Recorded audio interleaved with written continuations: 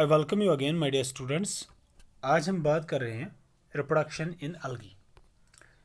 So there are three modes of reproduction in algae. The first one is vegetative reproduction, then we have asexual, and finally sexual. First of all, vegetative reproduction.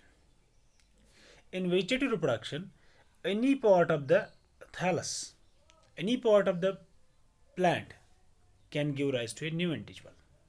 Any vegetative part of the algal body can give rise to a new individual, and this sort of reproduction is the most common method of reproduction in algae.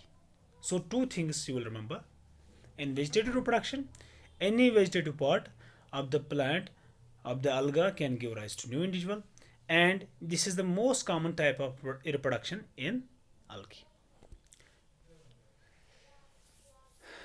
Under vegetative reproduction, there are different ways. The first one is cell division or fission.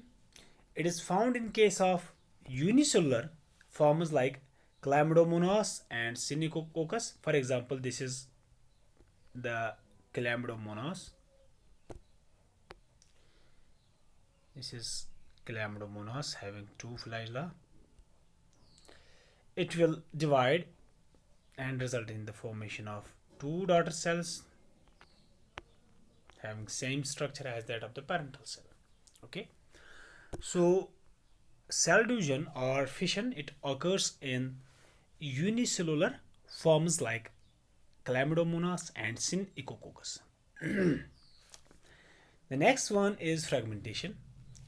This form of vegetative propagation occurs in filamentous algae, where the filament, it breaks down into small fragments, and each of these fragments, they can give rise to new individuals. Okay, when the algal body is filamentous, when it is multicellular filamentous, it can break down into small fragments, and each of these fragments have the capability of giving rise to a new individual. It has been found in many algal species. I will just quote a few examples here. We have Spirogyra and Zygnema showing fragmentation. Then formation of adventitious branches. Adventitious branches are formed in some large thalide algae. Here these are the adventitious branches. Okay, these are the adventitious branches, and these adventitious branches, they can give rise to new individuals after their detachment from the parent plant body, and they have been reported to occur in Fucus dictyota. So adventitious branches, they are the branches which have the capability of giving rise to new individuals after their detachment from the parent plant body, and they are reported to occur in many algal forms. For example, we have Fucus and dictyota showing the formation of adventitious branches. Now, one more way of vegetative propagation in algae includes the formation of bulbils. Bulbils are tuber-like outgrowths which are formed due to storage of food material at the tip of rhizoids on the lower nodes of some alga like Chara. Here you can see these are the bulbils. They are formed as a result of storage of food material at the tips of rhizoids. So, for example, ये एक rhizoid है यहाँ पे. It has, although it has not yet been converted into a bulbil, it is tip, it swells. Okay, because of the storage of food material, and this swollen structure, this constitutes a bulbil. Okay, the bulbils are known to grow into new plants after their detachment from the parent plant, so they can act as the organs of vegetative propagation. Then we have budding as one of the ways of vegetative propagation in some algal forms. In this type of vegetative propagation, bud-like structures are formed due to proliferation of vesicles which are delimited from the parental body by a septum. Here you can see these are the bud-like structures which are formed due to proliferation of vesicles. Okay, vesicular structures are formed at the tip of the thalli of some algae.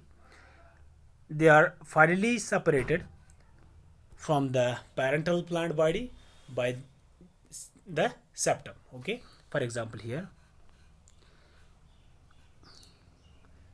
these are the small vesicles formed, and these vesicles, they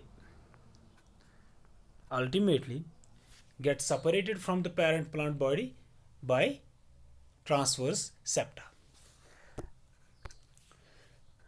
Budding has been reported to occur in some algal forms like protosiphon.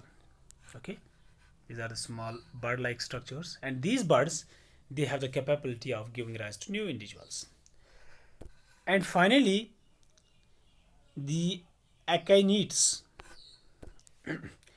Akinets are formed due to deposition of food material followed by thickening of the parent wall, and this results in the conversion of a cell into an akinete. Here you can see this is an akinete. It is basically a cell which stores enough food material, and this cell also its wall also gets thickened by additional depositions. Okay, when a cell stores enough food material and its wall layer thickness, it gets converted into a structure, and this structure is known as akinete. This akinete, it has the capability of over